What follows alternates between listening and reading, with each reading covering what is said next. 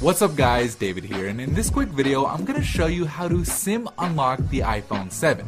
It's worth noting that this method also works for the iPhone 7 Plus and pretty much any other iPhone out there. So the first thing you're going to want to do is turn off Find My iPhone, which you can do by going into the settings, then iCloud, then Find My iPhone, and then flip the switch to the off position. Once you've done that, go back to the home screen and open up the dialer and dial *#06# to bring up your iPhone's IMEI number. Write this number down and make sure that you get it right, as you're gonna need it later. The next step is to get the unique unlock code that your phone needs from an unlocking service, and soon enough you'll get an email that looks something like this, telling you that your iPhone 7 has been unlocked. And from here, all you have to do is enter in an unaccepted SIM card. So basically any SIM card that isn't from the carrier your phone is locked to.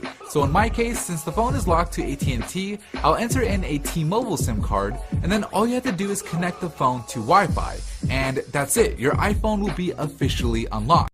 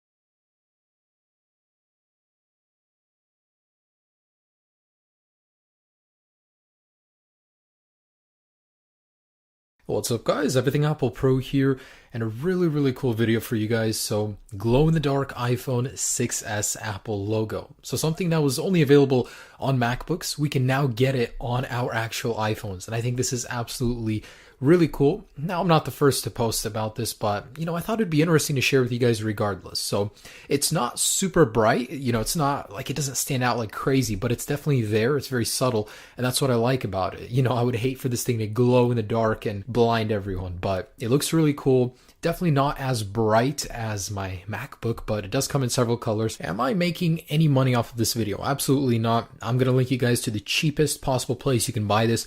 No matter where you buy it, I promise all of the kits are exactly the same. They come from one place. So I'll link you guys down below. If you guys want to get it faster, I'll have an Amazon link down there. I'm making zero money off of this. Again, I just want to show you guys how to do this. But before I do that, should you? So a little review before we get into how to do it. So this is cheap aftermarket, part you're going to be putting into your iPhone. Obviously, it will void your warranty. That's a given fact. Does this work good? It does work good. For some reason, it dims sometimes. I've heard some people can get bad units, so you have to go and replace this, and it's not a fun process to replace it. But in general, it does look good. Now, this is not full capacity of the brightness. It's an iCloud locked iPhone, so I'm not able to get the brightness up all the way. But even as it is at about 60%, it still looks pretty good. It's not obnoxious. It's a very elegant mod. It's just not easy to do. I just want you guys to know that and be prepared. If you don't have patience, you don't have time to do this tutorial. It just will not work out for you. It's something I've actually always wanted in an iPhone. I really hope future iPhones come with this feature because, wow, I'm really impressed. It looks really cool. I'm just a little worried about the longevity of the device. If you're wondering what's the worst part about doing this, probably the fact that you can break your device taking it apart if you're not very skilled. But this was my first time taking apart an iPhone 6s, and I did it just fine. Now, does this drain more battery life? Yes, but not by much, because it's such a small LED, it shouldn't really be a problem. The whole set for me probably costs about $10 to $12, depending on how fast you want to get it. I'll have a link down below for different prices and different speeds. But in general, would I recommend it? No, I would personally not do this, but it does look cool if you're a brave soul. And I just want you guys to know, this video guide is only for the 6S, and of course, this will void your warranty. So unless you're certain you want to do this, you want to void your warranty, I would say don't do it. I mean, it's fun, it's cool, but at the risk of losing a lot of money, I certainly wouldn't do that. I bought an iPhone iCloud locked, so just so I wouldn't have to worry about it. But anyways, grab a credit card just in case, but you will have a basic tool set with you. First off, remove the 2 bolts underneath the iPhone. Very simple, set those aside.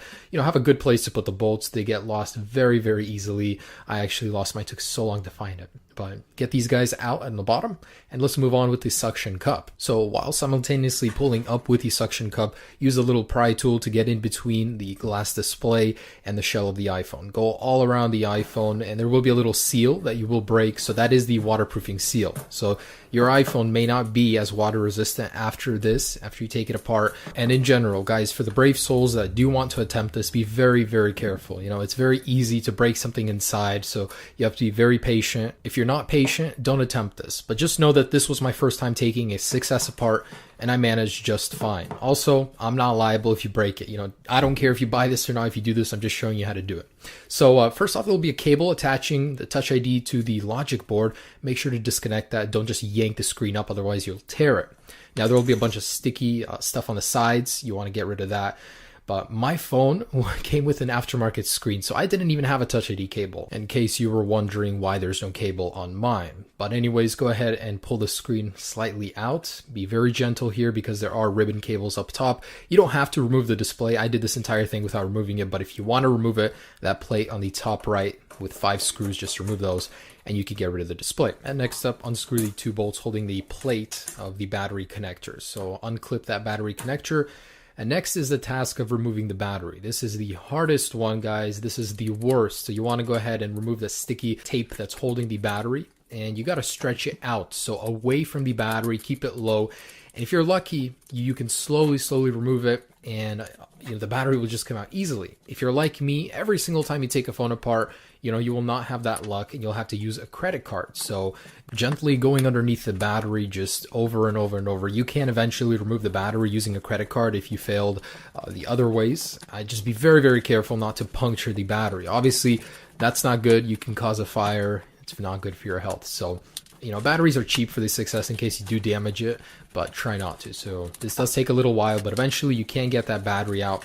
Mine looks pretty bad after removing it, so be careful with this. Anyways, out comes the battery, and I promise that is the hardest part of this whole tutorial. Next, there are 2 stickers holding the Apple logo cut out in place. So remove them, set them aside. We will be using this to secure the glowing one in just a little bit. So next, using a little flathead screwdriver included in your kit, just go ahead and pry it underneath the Apple logo, go all the way around. Try not to deform it too much, just in case you want to put it back eventually. So we're going to go ahead and get this guy out of here. It's very simple. It's just held in by a little bit of glue. Out it comes, and there it is. So next you want to pull out the glowing Apple logo, and it is a little flimsy, so be careful when handling it, but go ahead and peel off the plastic on top of it. It's going to be a lot harder once it's installed. Anyways, go ahead and slide it in. It takes a little bit of fiddling to get it to click, but eventually it'll fit perfectly inside the cutout, and we can go ahead and apply that tape. So that tape we saved, put it on the bottom and the top. Make sure it's secured. It won't go anywhere because the battery will sit on top of it, but you just want to make sure it's secured with that tape. Easy stuff. All right, so pay very close attention with this part. This is easy part, it's done. So let's get into the little bit more difficult stuff. So I want to go ahead and remove the sticker on top of the connections. This is on top of the display. This is where we're going to be taking the power from with the logo. So it doesn't power itself, it uses the power from the LCD. So it does take a little bit more battery life, but it's such a small LED, really it's not going to be that noticeable. So we want to nestle the connector part in the top left of the metal bracket on the display. So it'll look just like that when it sits. It'll sit on top of the connections perfectly. And it takes a little bit to get it in there, but once that's done, we want to go ahead and take the 2 little foam pieces, stack them on top of each other, and we're going to apply them on top of that connector just because it needs a little pressure to activate, to sit on those connections properly. So once you have them stacked, go ahead and apply them on top of that connection, the orange part on that cable. Make sure they sit properly and nice, and then we're going to go ahead and take the other pieces of tape that are included in the little set. Take one of the pieces and go ahead and put it directly over that connector and make sure it sits nice and tight. Apply it, smoothen it out.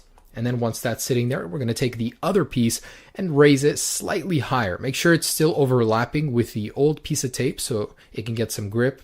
Make sure it looks like that. Okay, so let's go ahead and test it out. Go ahead and put the battery back in, plug it in, and apply some pressure to check if the logo is working. If not, you want to fiddle around, make sure the connection is sitting properly. mine is working fine. So I'm confident now in closing the iPhone back up. And I do have these stickers. So if you don't have battery stickers, you can use double-sided tape, but I would recommend using these because they're very thin. It won't raise the screen at all when trying to close it. So apply them to the back of the battery. These are very cheap, like a few bucks on eBay. And we're going to go ahead and seat the battery back in and plug it in. Now, this whole process is pretty daunting. It's not the easiest, but I'm a beginner to taking phones apart, and I was able to do it. It's all about having the tools, which are included, and having the patience. If you're an impatient person, this becomes so much more difficult. So we're going to go ahead and apply the battery in. There will be a little piece of the connection with a fuse. You want to nestle it right between the headphone jack and the port. And then we're going to go ahead and put the connector back on for the battery, screw it in, and the screws, make sure they're in the correct places. The shorter one goes on the right. Anyways, so again, test if the light is working before we close the display back up. So I was able to test that everything was working, and you have to apply some pressure. So when we close the display, the pressure will be there.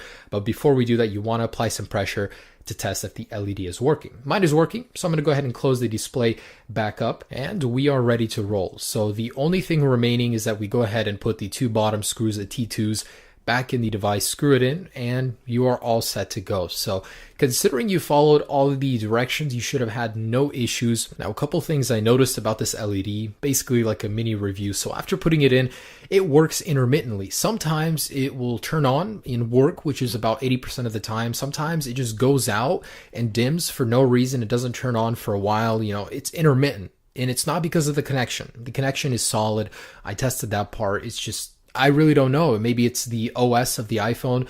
It doesn't understand why there's more voltage being drawn, more current. So I really don't know. I'm not an electrical engineer, but it does look good. There are many colors you can get it in. And if you're wondering why it looks so dim, it's because this is an iCloud locked iPhone. I'm not able to get the screen brightness all the way up. It's about 50 to 60% right now. And it still looks pretty good, especially in darker, more low light environments. So I do hope this tutorial helped you guys. Again, I'm not responsible if you mess your iPhone up, but in the end, really cool looking mod. Hope you guys enjoy it. Have a great day. Peace.